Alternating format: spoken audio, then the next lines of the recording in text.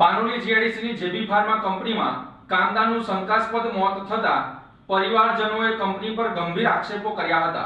Panoli GIDC સ્થિત જેબી pharma કંપનીમાં ફરજ દરમિયાન એક કામદારનું શંકાસ્પદ સંજોગોમાં મોત થયું હતું। પરિવારજનોનો આક્ષેપ છે કે કામદારની તબિયત બગડ્યા બાદ તેને તાત્કાલિક સારવાર માટે હોસ્પિટલ લઈ જવાના બદલે કંપનીની એમ્બ્યુલન્સ મારફતે સીધા તેના નિવાસસ્થાને પહોંચાડવામાં આવ્યું હતું। કંપનીની એમ્બ્યુલન્સ ઘરે પહોંચતા જ પરિવારજનોને સમગ્ર ઘટનામાં શંકા જતા તેમણે કંપની કંઈક છુપાવી રહી હોવાનો આક્ષેપ કર્યો હતો।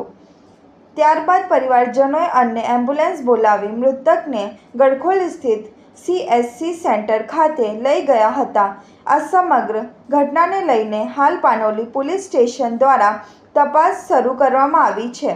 ઘટનાના સંજોગો, કામદારના મોતનું વાસ્તવિક કારણ તેમજ કંપની દ્વારા જરૂરી કાયદાકીય પ્રક્રિયાઓનું પાલન કરવામાં આવ્યું હતું કે નહીં તે મુદ્દે તપાસ ચાલી રહી છે।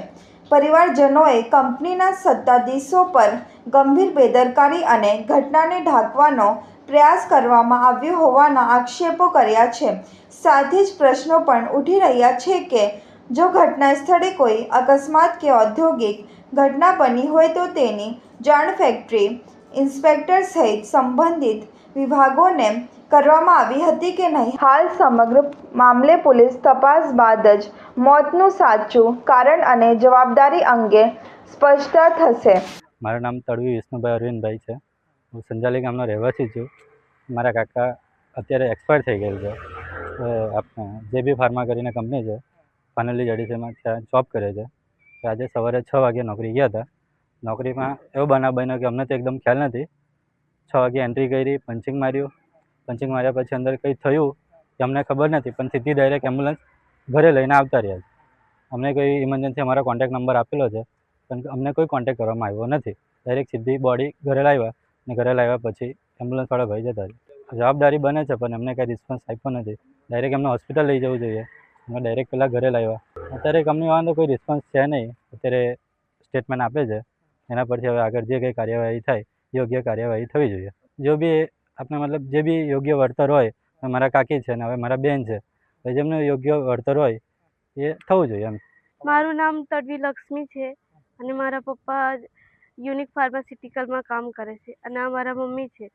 સવારે મારા પપ્પા 6 વાગે ગયા હતા અને 7 વાગતા એમની બોડી આવી। હવે કંપનીની અંદર શું થયું તે અમને નથી ખબર અને અમારી ખાલી એટલી જ માંગ હતી કે કંઈ નહીં, એમને ભલે એવું કીધું કે ઘરે મૂકી જાઓ, પણ એક વખત એમની જવાબદારી હતી કે હોસ્પિટલ લઈ જાય, પણ એ લોકો હોસ્પિટલ નથી લઈ ગયા।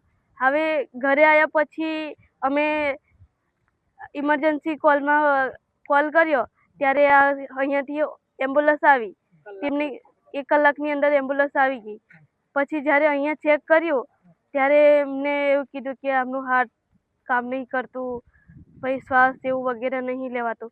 પણ અમારે એવું કહેવું કે જ્યારે કંપનીમાં એવું થઈ ગયું ત્યારે તરત એમને હોસ્પિટલ લઈ જવું જોઈતું હતું। બસ અમારી એટલી જ માંગ હતી। કંપનીવાળાએ એવું કીધું કે એ પેશન્ટ એવું કીધું કે ઘરે મૂકી જાઓ, એટલે એ લોકો ઘરે મૂકી આવ્યા। હવે મારા આગળ પાછળ કોઈ નહીં, મારા પપ્પા એકલા જ હતા। અમારે કંઈ નહીં, યોગ્ય વળતર આપે એ ને બસ કે અમારે એટલો જ સવાલ કે તમારે એક વખત હોસ્પિટલ લઈ જવું જોઈતું। હવે ઇમરજન્સીમાં માણસ હોસ્પિટલની લઈ જાય તો માણસ ડિક્લેર થઈ જ જાય ને, મરી કે જાય કે મરી બી જાય। અને જ્યારે એમ્બ્યુલન્સવાળા ભાઈને કીધું કે હોસ્પિટલ લઈ જાઓ, તેમને એવું કીધું કે અહીંયા ગરી અમને મૂકી જવા કીધું છે। બસ એટલું કહીને પછી બોડી અમને આપીને જતા રહ્યા। પછી અમે આ બાજુ ફોન કર્યો।